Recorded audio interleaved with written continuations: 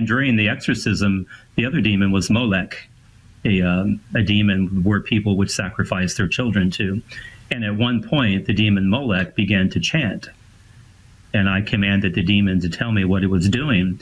And the demon told me that it was praising Beelzebul in his own language, because he recognized that Beelzebul, the devil, was his leader. So he wished to show him honor and glory by giving him a praise in this. Bless the Lord, O my soul, and all that is within me, bless his holy name. Thanks for tuning in to Armor of God again, and thank you so much for taking a little bit of your time to be here with us. So hopefully you'll be learning a lot of useful stuff from this video as well. Now, part of this video, we're going to talk about curses. I had this idea this time after coming across this video of someone who apparently had a meltdown after the election, and she supposedly paid a so-called witch to curse Elon Musk. Elon Musk! I just paid an Etsy witch $7.99 to make your life a living hell.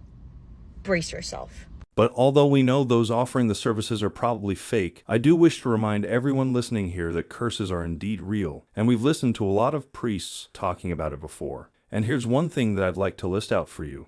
Let's take the angry woman for example. Now, what's going to happen is this. Number one, if a person is holy, living the Christian life in a state of grace and everything, and the witch does send the curse anyway, the demon will not be able to do anything. But instead, the demon will return to the witch and retaliate on the witch and the angry woman. Number two, if the target is not living a holy life, not in a state of grace, leading a sinful life, that means there's a lot of spiritual openings for the witch to send the curses to. And in this case, the curse can be effective. And number three, what this woman and the witch are doing in regards to the curses will inevitably create a satanic seal, a bond between them and the evil spirit. In fact, I've selected several short clips of Father Winston to provide a more detailed explanation about the whole thing. So I hope doing it this way will help you to understand better, especially if you're new here and you have not watched our previous video where we covered a lot about curses. However, before I share you those clips though, I simply have to share this clip here of Father Reehil. Someone called him during his radio show on Radio Maria and asked a very interesting question. I thought you should listen to it as well. It's about our guardian angels. Please listen to this. And I got to thinking, the guardian angels, why don't the exorcists or even us as people say, hey, guardian angel, get rid of this demon that's possessing me or possessing him? Why doesn't the guardian angel just slay him off you instead of doing the whole exorcist thing? Could you explain on that a little bit? Yes. So the guardian angel also has limitations based on our free will. God respects our free will above just about all. Free will rules in this life and the way we do things. And that's the only way we can prove we love him. So this has to do with dominion. When we give demons dominion in our lives, they have a legal right to be there until we close that door and remove the dominion that we gave them. And sometimes that takes a great deal of effort and time. And so it's just not, I wish it were that easy that the angel could just throw them out. But again, if we're inviting them in, it's very hard for your guardian angel to go against what you've already done. So usually what happens is people then get deeply disturbed by the demon and irritated and even fearful of it. And that's when they want it to leave. But again, it's like you can't just then flip a switch and say, no, now you must go. What has to be done is to confess the sin that invited it in, to close that door, to heal the wound, whatever wound that was allowing for this. And then with the help of the guardian angel, the demon can go. Okay. And then I guess, do you have any advice for someone like me who I've been going to confession now for every week, once a week, because 20 years of sinning, I feel I need to. And it's just, I confess, and it's usually 2 or 3 days later, I'm right back in the old habit of the same sins over and over and over again. So do you have any advice for someone like me who just can't seem to break the routine of the same sins over and over? Well, without divulging too much about your personal life, like let's just take, for example, let's pretend it was gossip, So you're going to have to put into place some protocols that are going to prevent that from happening. One of them is to ask your angel to remind you when you're about to commit a sin. Just every morning, put on your bathroom mirror, ask angel for help today to alert me when I'm about to give into a temptation. Just having the awareness sometimes helps. The more we understand God's presence is there with us, if Jesus was standing next to you in the flesh, most of us wouldn't commit the sins we commit because we're looking at him and we're thinking, of course, I'm not going to do this. He's right here. But the truth is he is right there. If we can just keep his presence in the forefront of our mind all day, it'll help us to react differently to temptation. And the third thing is I recommend, especially to men, make the consecration to St. Joseph. It has tremendous graces to overcome temptation. So I recommend that for everybody. And just because that clip of Father Reehil was on the guardian angel, so I'd like to share this clip from Father Lampert where he also talked about our guardian angels. To realize that the devil himself is now manifesting in the person directly in front of me. I was working with a colleague of mine in another diocese, and the man that he was working with was possessed by the devil, Beelzebul, which means the Lord of the Flies. And why flies? You think of death. And we know that through the devil's envy, death entered into the world. And during the exorcism, the other demon was Molech, a demon where people would sacrifice their children to. And at one point, the demon Molech began to chant. And I commanded the demon to tell me what it was doing. And the demon told me that it was praising Beelzebul in his own language because he recognized that Beelzebul, the devil, was his leader. So he wished to show him honor and glory by giving him a praise in this, well, again, words that were incomprehensible to me. But the thing about all of this is our guardian angel is more powerful than the devil himself. So if you think about that, our guardian angel is more powerful than the devil himself. The devil, before the fall, was the greatest of all the angelic creatures. But now, since the fall, he is an imperfect creature. And even though he was the greatest in the angelic world, and we know that our guardian angels come from the ninth choir, a good angel in a lower choir would be greater than a demon that fell from a higher choir. So whatever the devil is trying to do doesn't really instill fear in me or cause me any concern or apprehension. Initially on in the ministry, I would say that was the case. But again, I know that my guardian angel is more powerful than the devil himself. Anyway, for the next part of this video, we're going to tackle the issue of curses. While we have one example of that angry woman who paid someone to place a curse on somebody else, and then we also have another extreme example of a guy inviting those who call themselves witches to curse him. We are also not to do something like this. In fact, I specifically asked a priest about this before, and he firmly told me we shouldn't do something like this.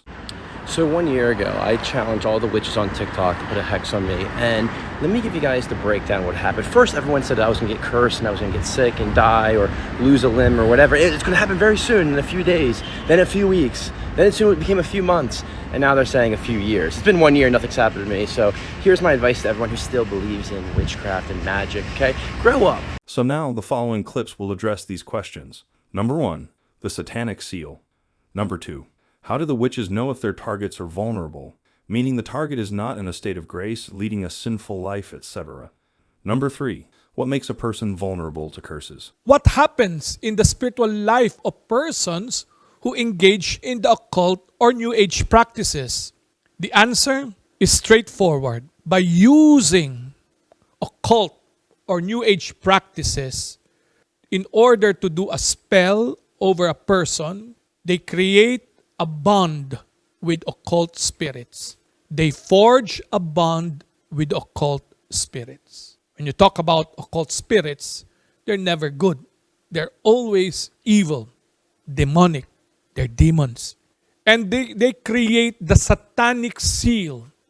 What is a satanic seal? Whether direct or indirect, engaging self in occult practices creates an unholy bond or relationship, soul ties with occult spirits. And by using the objects given by the spirits, they deepen the bond.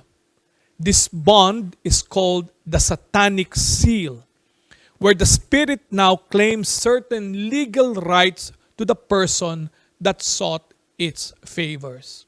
To do a particular spell over someone binds himself as well to evil spirits.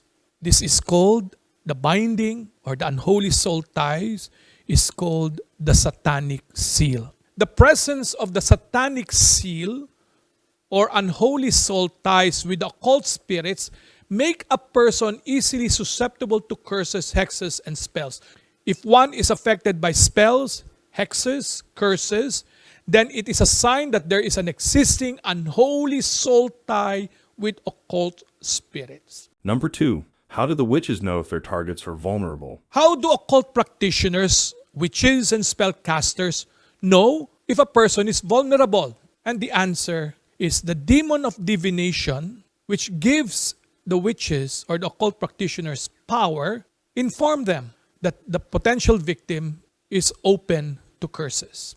The demon of divination of the occult third eye informs them. All occult powers are given by the spirit of divination. Thus, all occult practitioners have their third eye very active. With this, the demons are able to influence, communicate, and instruct them.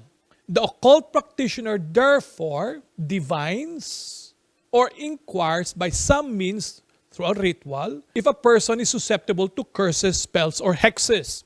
If the victim have sinful spiritual openings, then the spell can be cast. If the person is protected by God because of sanctifying and actual graces present in the soul of the person, caster will not attempt for fear of retaliation from the demon who cannot accomplish the evil because of the divine protection. And I'm sure many of you know these too, and I'm sure many of you are aware that they had a collection of haunted artifacts and kept in the basement of their own home. Now, because we're focusing on curses this time, I'd like to share this clip of Father Winston addressing this kind of practice as well.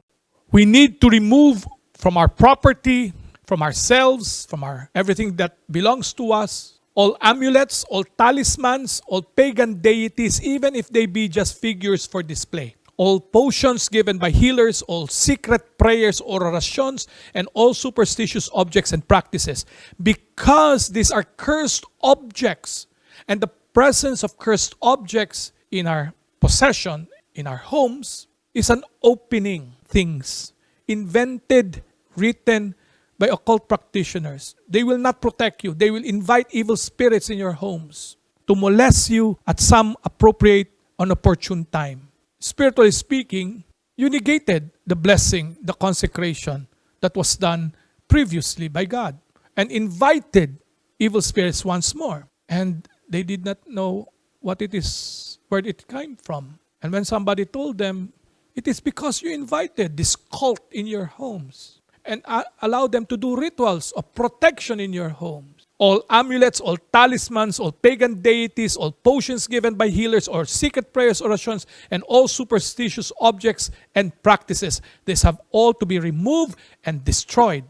The next clip is of Father Winston explaining to how is one vulnerable to curses. I'm sure you can pretty much figure out why by now, but still Father Winston did a much better job explaining the whole thing than me in the clip. So please listen to this. Unrepented grave sin and occult exposure make a person very susceptible to be affected by spells, hexes, and curses.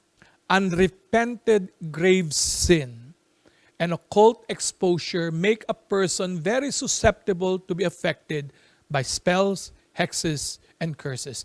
In the past conferences, the exorcists presented to you the 4 major spiritual openings: grave unrepented sins, occult exposure, talking to spirits, and emotional trauma. This weaken us spiritually. And in the cases of curses, one becomes susceptible by the presence of these spiritual openings. A curse's power over a human being, the victim, is dependent on the spiritual openings present, including that of being in the state of sin. And if a person is affected by a curse, the person has an existing predisposition or area of weakness.